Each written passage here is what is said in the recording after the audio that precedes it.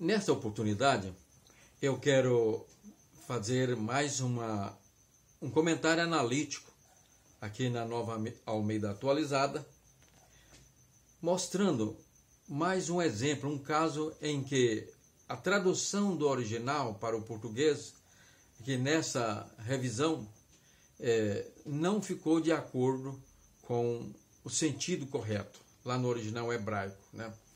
E o texto, depois quem quiser aprofundar nos detalhes ou conhecer os detalhes, está no capítulo 24 do segundo livro de Samuel, dos versículos 1 até o versículo 16. Vou ler apenas algumas partes para pontuar aqui o assunto principal e comentar depois. Mais uma vez a ira do Senhor se acendeu contra os israelitas e ele, o Senhor, incitou Davi contra eles, dizendo: vá e levante o censo de Israel e de Judá. O rei disse a Joabe, comandante do seu exército: percorra todas as tribos de Israel, desde Dan até Berseba, isso é, desde o norte até o sul, e levante o censo do povo, para que eu saiba o seu número.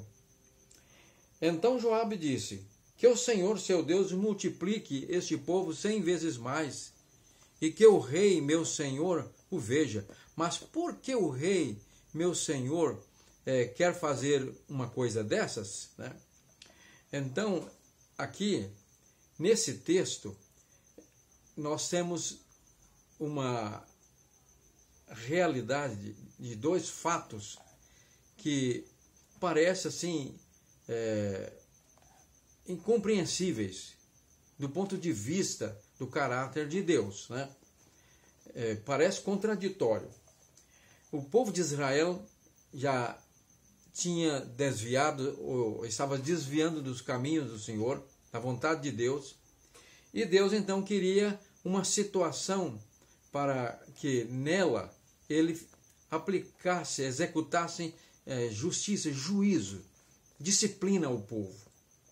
Mas ao mesmo tempo, no coração de Davi estava acontecendo algo que só Deus sabia, e Davi, né? O que nós vamos ver aí é que Deus manda Davi fazer o censo. E usando aqui a palavra que eu quero destacar, é que Deus incitou, né? Incitou Davi para fazer o censo. Depois nós vamos ver lá na frente que Joabe sai depois de 9 meses e alguns dias. Ele então volta trazendo um relatório, né, para o rei. E lá diz o seguinte: Joabe apresentou ao rei o resultado do recenseamento do povo. Havia em Israel 800.000 homens de guerra que puxavam da espada, e em Judá eram 500.000. Então, havia 1.300.000 homens aptos para a guerra. Um exército extraordinário, poderoso. Por que Davi, depois que o censo foi feito, ele se sentiu culpado e Deus pune ele? E aí então Deus diz para o profeta, né, confrontar Davi. E aqui Deus faz 3 propostas para ele. Vai e diga a Davi: assim diz o Senhor, eu lhe ofereço 3 opções, escolha uma delas para que eu execute contra você. Eu execute a minha disciplina contra você. Gade foi falar com Davi e lhe comunicou isso, dizendo: Gade era o vidente do rei. Você quer 7 anos de fome, ou 3 dias de peste, ou melhor, 3 meses fugindo dos seus inimigos, ou 3 dias de peste na terra? Davi ficou angustiado e, por fim, optou: prefiro os 3 dias de peste, porque o Senhor é misericordioso, e Ele poderá, então, exercer a sua misericórdia. E assim aconteceu. O anjo do Senhor percorreu a terra, e naquele período foram mortos 70 mil homens, naturalmente aptos para a guerra, né? Então, quando o anjo chega em Jerusalém, diz a palavra de Deus aqui que Deus mudou de ideia. Na versão clássica diz Deus arrependeu, né? Isso significa que Deus tem as suas promessas, os seus planos para a nossa vida, mas depende da nossa condição de obediência. Quando nós fugimos do seu plano, Deus muda de ideia, né? Ele muda também o seu plano para a nossa vida, né? E no caso de Israel era bênção, mas aqui Deus estava planejando juízo, disciplina, né? Correção. E agora o que eu quero destacar, primeiro, diz que Deus incitou Davi. É mais uma tradução inadequada. A palavra no original, lá no hebraico, é shut, ou sut, né? Da raiz sit ou shit, né? E ela tem um sentido muito amplo. Significa incitar, provocar, mas também ela tem um sentido de deixar ou permitir, né? Então o correto aqui é que Davi, agora vamos entrar na outra questão. Por que Deus permitiu Davi fazer esse censo e depois puniu ele? Não era pecado em si fazer o recenseamento, porque no passado Moisés fez recenseamento do povo, né? A questão é que tudo indica aqui que Davi estava planejando expandir o seu reino.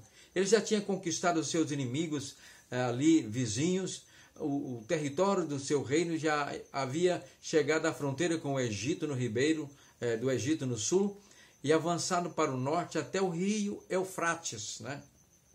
E tudo indica que agora Davi estava com um plano imperialista de expandir o seu reino, transformando num império, dominando outras nações.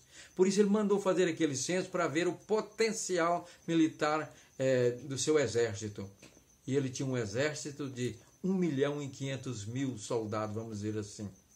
E provavelmente ele tinha em mente conquistar o Egito. E era uma espécie de dar o troco pelos as centenas de anos em que Israel foi escravizado ali pelo Egito. Mas Deus não queria isso. A promessa que Deus fez a Abraão, Isaque e Jacó é dar a terra de Canaã, e que essa terra, aonde pisasse a planta do seu pé, estenderia desde a fronteira do Egito no sul até o Eufrates. E Davi já tinha conquistado todo esse território, mas estava, tudo indica, com um plano imperialista de dominar outras nações. Então Deus chamou-lhe a atenção. Vou permitir ele fazer esse censo, né? Deus permitiu. E ao mesmo tempo que Deus corrigiu Davi, chamou-lhe a atenção para a sua intenção contrária à vontade divina, ele também usou de disciplina e correção em Israel, né? E quando então o anjo chegou em Jerusalém, Deus mudou de ideia e cessou então a praga da morte dos homens. É incrível que não morreu criança nem mulheres, né? Ou é curioso, aliás, é porque Deus fez exatamente uma baixa no seu exército. Portanto, fica aqui mais esse exemplo, onde diz que Deus incitou Davi, não, Deus permitiu Davi. Ele já estava com esse plano de fazer o censo, e com essa intenção contrária à vontade de Deus, vamos dizer assim, imperialista. E Deus então permitiu. Então ficou inadequada a tradução ou uso do termo incitou no lugar de permitir. Deus não incita as pessoas para fazer o mal, para depois chamar a atenção. Incita Davi a fazer algo errado para pecar e depois punir ele. Não tem lógica, né? Deus não age assim.